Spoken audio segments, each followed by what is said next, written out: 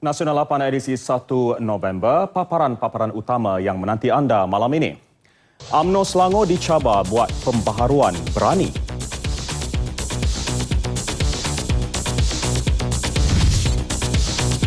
ITU lulus resolusi tambah baik sistem pengesanan penerbangan awam. Dan ukat tunda diharamkan di Zon B 1 Januari 2016. Bersama saya Fatil Hidayat Ghazali dan Rashikin Abdul Rahman untuk perinciannya dalam Nasional 8.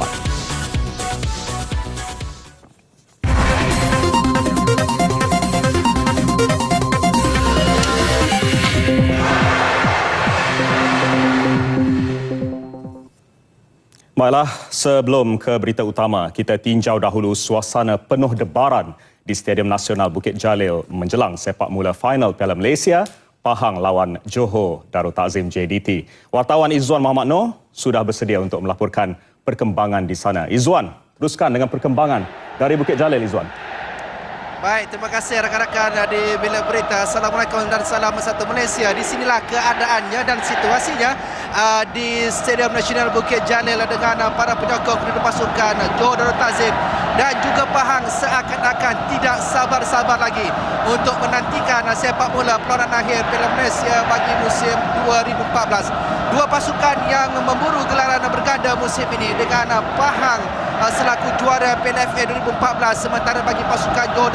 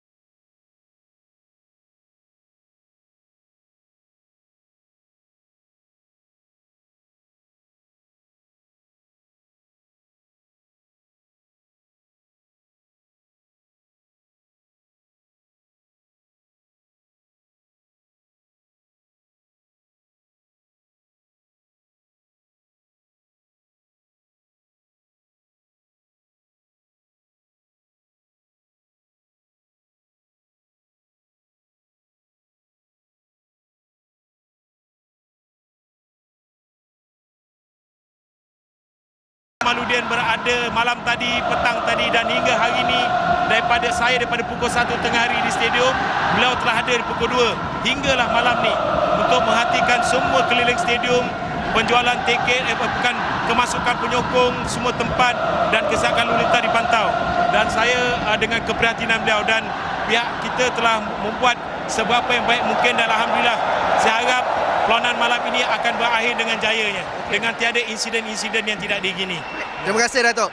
Dan kepada anda juga, jangan lupa untuk menyaksikan siaran secara langsung perlawanan akhir Piala Malaysia bagi musim 2014, pertemuan di antara pasukan Pahang dan juga Johor Darul Takzim, pastinya di TV1 pada jam 8.40 malam nanti. Jadi sekian dulu litar langsung dari Stadium Nasional di Bukit Jalil. Kita kembali semula bersama dengan rakan-rakan di Angkasa Puri. Silakan. Ya, Izzuan di Bukit Jalil. Terima kasih. Ya. Bagaimana Shikin malam ini? Pasukan pilihan Shikin? Ya, saya tidak memihak kepada mana-mana pasukan. Apapun kita ucapkan selamat berjuang kepada kedua-dua pasukan pada malam ini. Fatil pula macam mana? Saya betul teranglah saya mengharapkan kemenangan JDT kerana itu adalah pasukan isteri saya, orang Johor, dan sekaligus sebenarnya mengubat kekecewaan pasukan Kedah yang tewas pada Pahang pada separuh akhir. Ya, tapi apapun kita harapkan agar penyokong kedua-dua pasukan menerima apa saja keputusan dengan hati terbuka. Pada malam dan ini. Yang penting malam ini perlawanan bersih daripada sebarang insiden. Ya, tidak itu yang kita hendakkan ya. Baik, Shikin. Dari sebelum kita ke perlawanan itu yang akan berlangsung tepat pukul 8.45 malam. Berita kita akan berakhir pada jam 8.40 malam. Kita lihat dulu paparan-paparan lain yang menanti anda. Ini adalah paparan utama kita malam ini, iaitu UMNO Selangor dicabar hari ini untuk membuat pembaharuan berani dengan mengatur strategi baru dan membuat perubahan minda bagi menawan semula negeri itu. Dan sebagai pembakar semangat, Perdana Menteri Datuk Seri Najib Tun Razak yang juga Presiden UMNO menggariskan 3 realiti yang perlu UMNO Selangor terima. Ya, dan realiti itu ialah kedudukan UMNO sebagai pembangkang di Selangor. Kedudukan strategik Selangor sebagai pusat sosioekonomi yang rancak dan hakikat, ia perlu berusaha menawan sokongan pengundi bandar serta pinggir bandar. Berucap merasmikan konvensyen UMNO Selangor di Ibu Negara, Perdana Menteri mengingatkan UMNO Selangor tidak boleh lagi terus menggunakan strategi yang sama dengan harapan untuk mendapatkan hasil berbeza. Reality check ini amat penting bagi kita. Kerana kalau kita melakukan perkara yang sama, tidak ada pembaharuan, tidak ada transformasi, tidak berani berhijrah kepada satu yang lebih baik, saya khawatir bila sudah 2 pilihan raya, janganlah kali ketiga kita ni kekal sebagai parti pembangkang di negeri Selangor. Perwakilan dari mana? Dalam usaha menarik sokongan rakyat, Datuk Seri Najib menegaskan UMNO Selangor perlu menampilkan kepimpinan serasi dengan politik semasa. Sudah terbukti untuk menawan hati pengundi di bandar dan pinggir bandar yang merangkumi sebahagian besar jumlah pemilih di Selangor. UMNO memerlukan strategi berbeza memandangkan mereka lebih kritikal berbanding sebelum ini. Tenang-tenang air di laut. Umpamanya, kalau kita nak memilih calon, kita tak boleh pilih bidan terjun. Kita tidak boleh pilih orang pada last minute. Kita tidak boleh pilih orang itu kerana dia merupakan penyokong kuat kita dari kem kita. Betul? Siapa yang patut kita pilih? Kalau kawasan itu berkendakkan pemimpin tertentu yang berwibawa, cuba kita huraikan apa dia maksud kriteria berwibawa itu. Yang kita boleh anggap pemimpin itu winnable candidate. Saya ulang kali winnable candidate. Tapi malangnya semua orang kata dia winnable candidate. Hakikatnya kita tidak jujur pada diri kita. Kita tidak buat penilaian yang sebenarnya. Kita mementingkan kedudukan kita daripada kemenangan pada UMNO dan Barisan Nasional. Perdana Menteri turut mengingatkan UMNO Selangor yang mereka sudah 2 kali berturut-turut tewas dalam pilihan raya umum dan tidak mahu ia berulang pada pilihan raya akan datang. Secara terbuka, Datuk Seri Najib meluahkan rasa malu dan kecewa dengan situasi itu. Apa maknanya kita jadi parti pembangkang? Saya letih. Tuan-tuan pun letih. Rasa malu. Besar malunya. Ya. Disebut ketua pembangkang. Letih. Serik. Perit.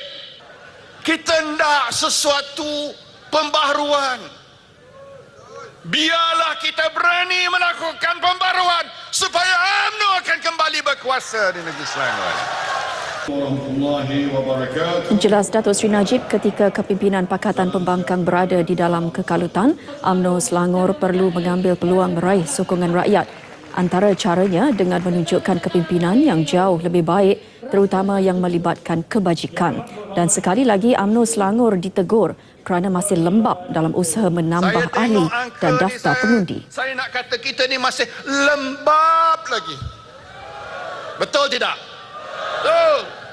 Kenapa tak tambah pengundi? Kenapa tak tambah ahli UMNO? Saya bukan saja beletih pada UMNO Selangor, tempat-tempat lain pun lembab juga. Setiausaha Agong mengingatkan pada saya, tolong beritahu, dia kata. Tolong beritahu. Kita punya prestasi tak berapa menggalakkan lagi. Bangkitlah, tuan-tuan sekalian, bangkitlah kita. Daripada keadaan ini, bangkitlah kita. Dengan semangat yang baru, saya akan bantu UMNO Selangor untuk mencapai kejayaan.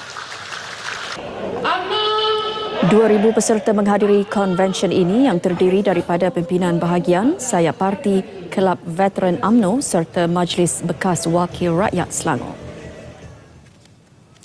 Kalau di Kuala Lumpur malam ini ada final Piala Malaysia, di Melaka pula berlangsung majlis rumah terbuka Deepavali peringkat kebangsaan.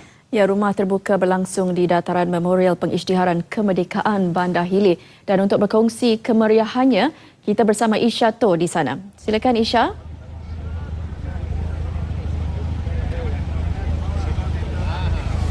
Terima kasih Fatil Hidayat dan Nur Ashikin di Angkasa Puri Kuala Lumpur. Assalamualaikum dan salam satu Malaysia. Dan bersama saya lintas langsung saya bawakan dari pekarangan Menara Taming Sari Bandaraya Warisan Dunia Melaka. Saudara, walaupun perayaan Deepavali sudah 10 hari berlalu, namun kemeriahannya masih turut dirasai, terutama sekali pada malam ini di Majlis Rumah Terbuka Malaysia Deepavali 2014 yang bakal disempurnakan oleh Yang Amat Berhormat Perdana Menteri.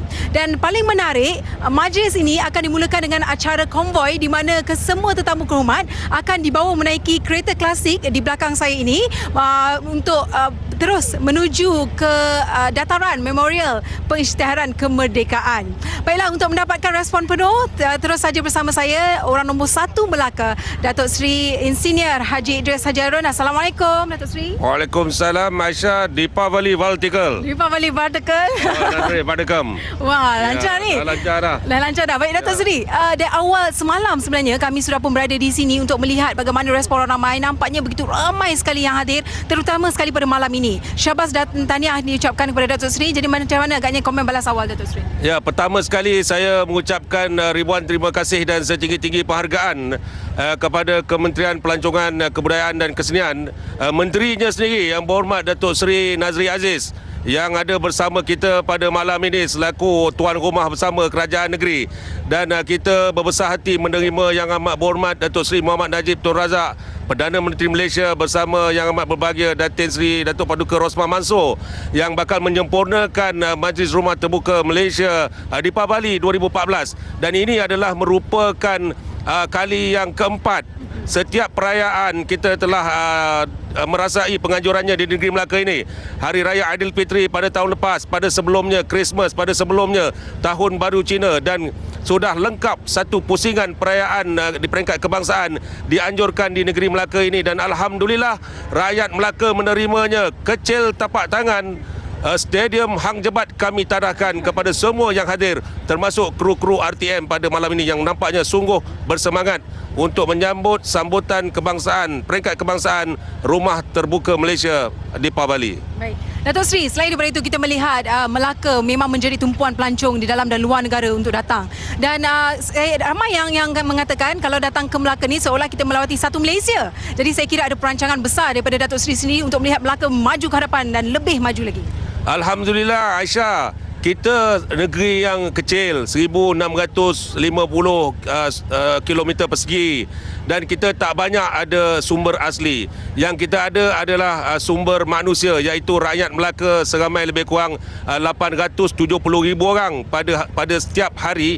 Berbanding dengan pada hujung minggu kita ada 2.2 juta orang. Daripada mana datangnya 1.35 juta itu?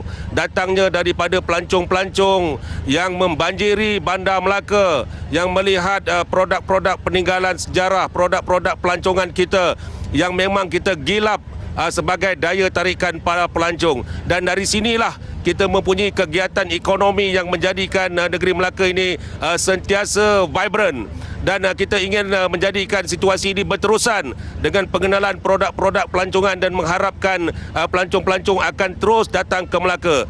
Kita terima pelancong pada tahun lepas seramai 14 juta orang, dan kita menyasarkan pada tahun ini untuk menerima pelancong seramai 15 juta orang, dan daripada jumlah itu 40% adalah pelancong-pelancong dari luar negara. Jadi pelancong-pelancong daripada luar negara ini jika datang ke Bandar Melaka, negeri Melaka, mereka akan berbelanja dan orang Melaka akan hidup dalam kemakmuran ekonomi yang melimpah ruah.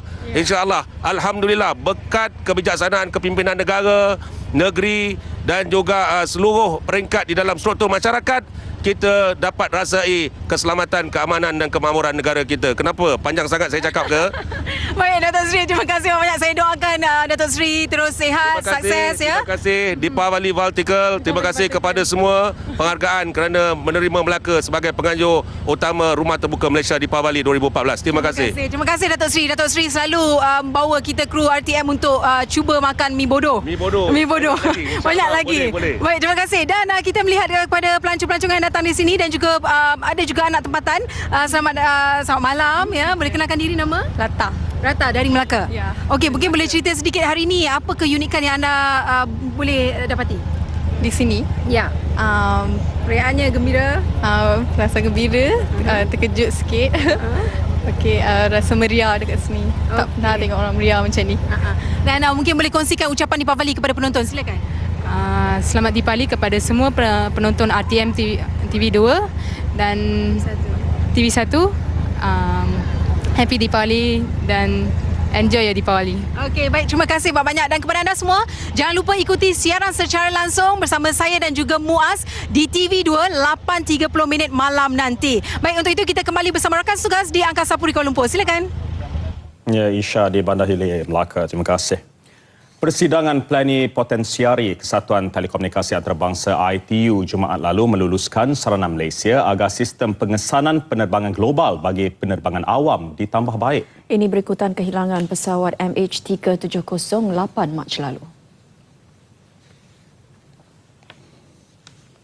Resolusi itu diluluskan pada persidangan ITU di Busan, Korea Selatan. Resolusi meminta Persidangan Radio Komunikasi Sedunia WRC 15 tahun depan menimbang memasukkan pengesanan penerbangan sebagai agendanya. Selain mengarahkan pengarah Biro Radio Komunikasi ITU menyediakan laporan khusus tentang perkara itu pada persidangan akan datang. Laporan khusus itu termasuk hasil kajian oleh Sektor Radio Komunikasi ITUR sejak 2 tahun lalu. Para perwakilan pertubuhan antarabangsa, kerajaan dan Persatuan Perdagangan mengadakan mesyuarat di Kuala Lumpur Mei lalu untuk meneroka inisiatif global serta menggunakan kemajuan teknologi sedia ada. Mesyuarat tersebut susulan saranan Menteri Komunikasi dan Multimedia Datuk Seri Ahmad Syabri Cik pada persidangan pembangunan telekomunikasi sedunia ITU di Dubai Mac lalu. Ini pula perkembangan terkini berhubung misi pencarian MH370. Selepas 5 hari berlepas dari pelabuhan Fremantle, Australia, kapal Geo Phoenix kini semakin menghampiri lokasi pencarian di selatan Lautan Hindi, iaitu sekitar 3,000 km dari Perth, Australia. Geo Phoenix dijangka tiba ke lokasi pencarian pada tengah malam ini atau awal pagi esok. Butirannya bersama wartawan Awaluddin Derani dari sana. Dalam tempoh 5 hari ini, kapal Geo Phoenix yang membawa peralatan sonar proses tidak menghadapi sebarang masalah untuk tiba di lokasi pencarian. Walaupun berhadapan dengan cabaran ombak setinggi 3 hingga 5 meter pada hari pertama, ujian akhir terus dilakukan terhadap peralatan sonar itu. Menurut pengurus projek Evan Tanner, peralatan sonar proses akan hanya diturunkan ke dasar laut di lokasi pencarian selepas meneliti dahulu faktor cuaca dan keadaan ombak. Setakat ini semua persediaan telah dilakukan termasuk peralatan mekanikal dan pengumpulan data imbasan. Apa yang boleh saya kongsikan di sini, keadaan cuaca kini semakin sejuk dan turun sehingga 17 darjah Celsius. Bagaimanapun, sejak 2 hari lepas, keadaan ombak agak tenang dan sekiranya ini berterusan, kerja-kerja menurunkan peralatan sonar proses dijangka berjalan lancar. Keadaan itu juga yang diharapkan oleh tenaga pakar dan anak kapal Geo Phoenix ini. Saya rasa setakat ini dahulu laporan saya, Auluddin Rani dan juru kamera Abdul Halim Muhammad Yusof dari kapal GO Phoenix di selatan Lautan Hindi. Dalam perkembangan lain, jenazah nenek tiri Perdana Menteri Datuk Seri Najib Tun Razak dan Menteri Pertahanan Datuk Seri Hishamuddin Tun Hussein dikenal pasti sebagai mangsa terakhir warga Malaysia dalam tragedi pesawat MH17 di Ukraine. Pengecaman Allahyarham Puan Sri Siti Amirah Prawira Kusuma melengkapkan senarai 43 mangsa rakyat Malaysia yang terkorban dalam nahas itu. Itu saya rasa cukup puas hati dan dah ditakdirkan yang terakhir dapat dijumpai dan dikenal pasti adalah nenek kita sendiri. Jadi sebagai ahli keluarga memanglah saya rasa syukur.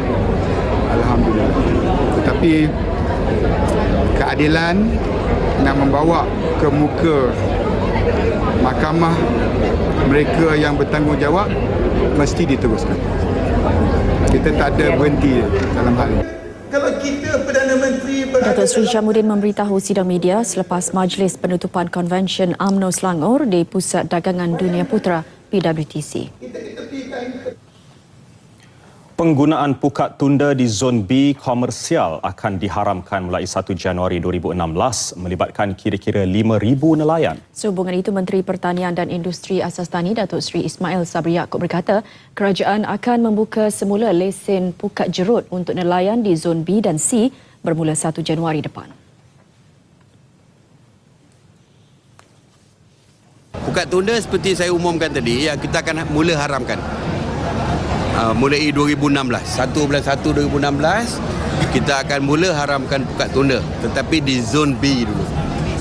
Zon B, zon yang berhampiran dengan zon A. Zon A ni nelayan pantai. Zon B ni selepas nelayan pantai itu zon B. Datuk Seri Ismail Sabri merasmikan program Road to Maha peringkat negeri Pahang di Kuantan.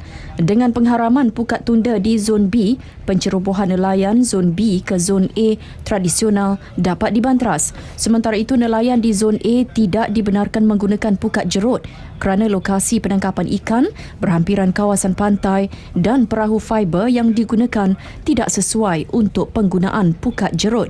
Beliau turut menasihati nelayan supaya tidak bergantung kepada hasil tangkapan laut semata-mata. Sebaliknya, perlu mempelbagaikan sumber pendapatan. Nelayan boleh melibatkan diri dalam program aquakultur yang disediakan kerajaan seperti memelihara ikan sangka di laut dengan memanfaatkan peruntukan RM45 juta. Projek itu boleh membantu nelayan ketika mereka tidak dapat ke laut pada musim tengkujuh. Suruhanjaya Komunikasi dan Multimedia Malaysia SKMM akan menggunakan kepakaran dan undang-undang sedia ada untuk mengambil tindakan atau menghalang orang ramai mendapatkan akses daripada laman yang melibatkan perjudian. Menteri Komunikasi dan Multimedia Datuk Seri Ahmad Syabri Cik berkata terdapat beberapa perkara yang diketahui pihak kementerian untuk diambil tindakan tetapi ia terletak di bawah bidang kuasa SKMM. Menurut Datuk Seri Ahmad Syabri, pihaknya telah meminta SKMM melihat, mengkaji dan mendapatkan seberapa banyak maklumat tentang beberapa laman yang melibatkan perjudian dalam talian. Ini bagi membolehkan polis menjalankan siasatan rapi dan menyerbu premis yang menjadi pusat operasi. Ini termasuk juga untuk melihat siapakah ataupun daripada manakah punca ataupun operasi bagaimana perjudian online ini diadakan. Ini adalah satu proses yang memerlukan sedikit masa dan diharapkan orang ramai dapat bersabar untuk mengikuti apakah tindakan dan perkembangan selanjutnya tentang perkara ini. Datuk Seri Ahmad Syabri memberitahu media ketika hadir konvensyen UMNO Terengganu di Kuala Terengganu. Menurut beliau, kegiatan judi dalam talian serius dan perlu dibantras segera. Isnin lalu, Ketua Polis Negara Tan Sri Khalid Abu Bakar mengeluarkan arahan kepada semua Ketua Polis Negeri untuk melancarkan perang terhadap pengusaha mesin judi sebagai tindakan drastik sehingga ke akar umbi. Ke arah membantras habis-habisan jenayah judi dalam talian, kempen Hentikan Judi dalam Talian diadakan bermula hari ini sehingga 3 November. Kempen anjuran SKMM dengan kerjasama polis di Raja Malaysia itu khusus bagi ibu bapa untuk bertanggungjawab ke atas keselamatan anak di luar dan di dalam talian. Judi dalam talian mestilah dihentikan. Ketagihan berjudi dalam talian bukan akan membinasakan diri, malah seluruh ahli keluarga. Di Mergong, bantuan segera dihulurkan kepada 10 keluarga dalam kawasan Dun Bakar Bata selepas rumah mereka rosak akibat puting beliung itu. Selain bantuan awal berbentuk keperluan harian dan wang tunai, mereka juga dijanjikan dengan bantuan untuk memperbaiki rumah yang rosak semasa kejadian itu. Adun kawasan Bakar Bata, Datuk Seri Ahmad Bashar Mat Hanifah yang melawat Kampung Batin Mergong pagi tadi berkata, bancian berkaitan jumlah kerosakan akan dilakukan oleh jabatan berkaitan untuk menentukan kos yang diperlukan bagi membaik pulih rumah yang terlibat. Saya minta kepada keluarga yang terlibat, bila bantuan awal ni diterima, kalau boleh yang mana 5 keping, 10 keping yang boleh dengan bantuan awal tu 1,000 tengah 2,000, yang 500, 700 bantuan daripada masyarakat setempat, sumbangan derma.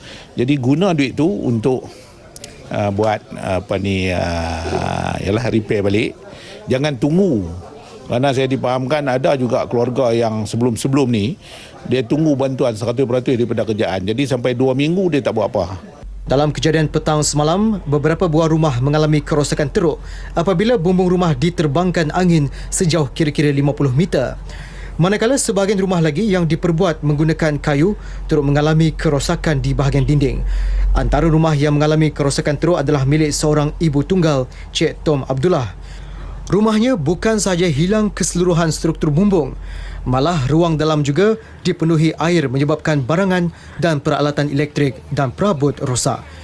Berikutan itu, beliau terpaksa berpindah ke rumah adiknya yang terletak bersebelahan untuk seketika waktu sementara menunggu rumahnya dibaik pulih. Tu rumah adik yang tu tidur tu. Adik sebelah. Mak tidur sebelah. Sampai bila tak tahu lagi lah. Tak tahu lagi lah.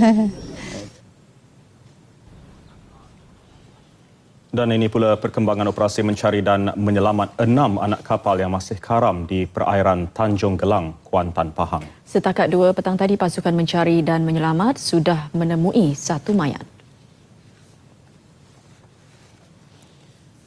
Mayat dibawa ke jeti Tentera Laut di Raja Malaysia TLDM pada 3 petang sebelum dihantar ke Hospital Tengku Ampuan Afzan, Kuantan. Identiti mangsa setakat ini juga masih belum dikenal pasti. Bagaimanapun, operasi masih diteruskan bagi mencari mangsa yang hilang.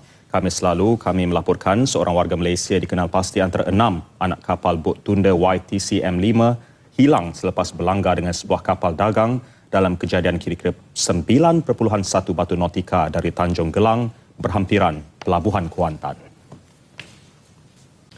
Nasib MAS bakal ditentukan 6 November ini apabila pemegang saham minoritinya mengundi di Mesyuarat Agung Luar Biasa EGM. Ini susulan pengumuman pelan pemulihan oleh Khazanah Nasional Berhad Ogos lalu yang merancang menyuntik dana 6 bilion ringgit sekiranya MAS menjadi milik penuhnya. Jika tawaran 27 sen sesaham diterima, Khazanah akan menyahsenaraikan MAS daripada papan bursa sekaligus memulakan pelan pengstrukturan bagi menyelamatkan syarikat penerbangan negara tersebut. Menurut penganalisis ekonomi Dr. Ia Kim Leng, campur tangan Khazanah Nasional membolehkan pemegang saham minoriti mendapat pulangan kepada pelaburan mereka walaupun bukan sepenuhnya. Purely private entity. The existing minority shareholders who have lost all their investments, they would have gotten zero value of the investments. But unfortunately, I think Khazanah is stepping in, at least with what they call exit that is deemed to be reasonable. Mengambil kira kedudukan keuangan MAS yang dirundung kerugian, Dr. Ia berpendapat tawaran 27 sen adalah berpatutan. Ia memberikan jalan keluar kepada pemegang saham minoriti dengan harga tinggi berbanding pasaran. Of course, they can bargain for higher value, but nevertheless, given the quagmire that Mars is in, it will be quite difficult for them, you see. for the minority shareholders to argue for higher valuation for their shares. Malah tanggungjawab khazanah sepenuhnya dalam pemulihan MAS akan melindungi pemegang saham minoriti daripada risiko dan ketidaktentuan industri penerbangan. Tempahan Pro 2 Azia telah mencecah 44,000 unit berbanding sasaran awal sebanyak 30,000 unit menjelang akhir tahun ini. Presiden Perusahaan Automobil Kedua Pro 2 Sdn Berhad, Dato' Aminah Rashid Saleh berkata sehubungan itu Pro 2 sedang mempertimbangkan sasaran baru bagi akhir tahun. Jelas Dato' Aminah Rashid pada masa yang sama, Pro 2 akan memastikan ia dapat memenuhi tempahan sedia ada. Ini merupakan satu endorsement kepada produk-produk kami yang mana kami memberi penumpuan yang kuat kepada soal terutama soal kualiti dan kita masih lagi dapat mengeluarkan kenderaan yang mampu milik. Itu adalah objektif kami lah. Dan alhamdulillah setakat ini nampaknya mendapat itu yang sebut tadi sambutan yang begitu luar biasa. Dato' Aminah Rashid ditemui media selepas majlis penyampaian hadiah Pro 2 Junior Safety Squad di Rawang, Selangor. Penjelasan mengenai kepentingan sistem pembentungan bagi sektor perkilangan perlu diperhebat. Presiden Persatuan Pengilang dan Industri Perkhidmatan Bumi Putera Malaysia PPI-PBM, Dato' Abdul Rahim Abu Bakar berkata dengan langkah itu, pengilang akan lebih memahami usaha menjaga alam sekitar adalah tanggungjawab bersama. Kerjasama erat itu melibatkan pengilang dan syarikat pembentungan Indah Water Consortium IWK. Campak sampah tu dalam sungai yang tepi tu rata-rata minyak yang sisa-sisa minyak yang dipakai itu kita buang dalam sungai-sungai yang berdekatan yang kecil itu. Jadi ini menimbulkan banyak masalah bukan kepada dalam konteks penghilangan saja. Dia juga akan menimbulkan masalah kepada orang ramai. Sebagai syarikat pembentungan nasional, IWK juga mempunyai kepakaran memproses air kumbahan untuk kegunaan industri. Air kumbahan yang diproses yang sudah diguna dengan meluas di dalam sektor lanskap misalnya yang membantu menjimatkan penggunaan air terawat. Bagi PPI-PBM, perkara sedemikian yang perlu diperjelas kepada industri perkilangan dalam usaha meningkatkan kesedaran menjaga alam sekitar serta penggunaan air kumbahan terawat. Saya tidak nampak apa masalah. Dalam membayar bil, saya rasa kalau bil IWK ni bukanlah satu bil yang tinggi seperti kita bayar bil electricity. Dia bilnya tidak begitu tinggi. Jadi kalau kata kita hendakkan produk yang baik, kita hendakkan bahan yang baik untuk menjaminkan pengeluaran kualiti produk kita baik, so we have to be fair dalam win-win situation. Sementara itu, Pengurus Kanan Jabatan Komunikasi IWK Syahrul Nizam Sulaiman berkata pihaknya sentiasa terbuka dan peka terhadap keperluan industri. Operator perkhidmatan pembentungan yang dilantik oleh kerajaan, kita akan meneruskan khidmat kita sebagai operator. Namun kita sentiasa bersedia untuk menerima arahan-arahan terbaru daripada pihak kerajaan. Kita lihat sendiri pihak kerajaan juga telah banyak melaburkan wang untuk meningkatkan kemudahan perkhidmatan pembentungan di negara kita. Kerjasama erat sektor perkilangan dan IWK mampu memelihara alam sekitar dan yang paling penting mewujudkan industri mapan. Perdana Menteri Datuk Seri Najib Tun Razak pagi tadi menerima kunjungan hormat Menteri Luar Emiriah Arab Bersatu UAE, Sheikh Abdullah Zaid Al Nahyan di Seri Perdana Putrajaya. Sheikh Abdullah dalam rangka lawatan rasmi 2 hari bermula semalam. Pertemuan pada pukul 11 pagi selama 15 minit ini antara lain membincangkan isu hubungan dua hala yang mempunyai kepentingan bersama. Sheikh Abdullah yang diiringi beberapa pegawai kanan UAE turut bertukar-tukar pandangan mengenai isu-isu serantau dan antarabangsa dengan Perdana Menteri. UAE rakan dagang penting Malaysia di Asia Barat. Tahun lepas, jumlah dagangan mencecah 27.7 bilion ringgit, meningkat sebanyak 11.7% berbanding tahun sebelumnya.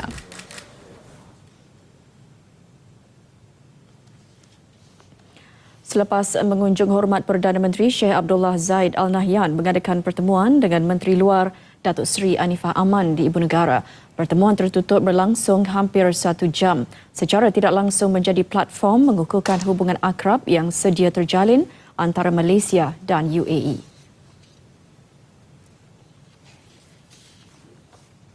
Nasional 8 edisi 1 November berakhir di sini. Tak kiralah apa pun pasukan anda. Demi semangat kesukanan. Sama-sama kita saksikan secara langsung perlawanan akhir Piala Malaysia Pahang lawan Johor Darul Takzim JDT selepas ini. Assalamualaikum. Ya, selamat berjuang dan salam satu Malaysia.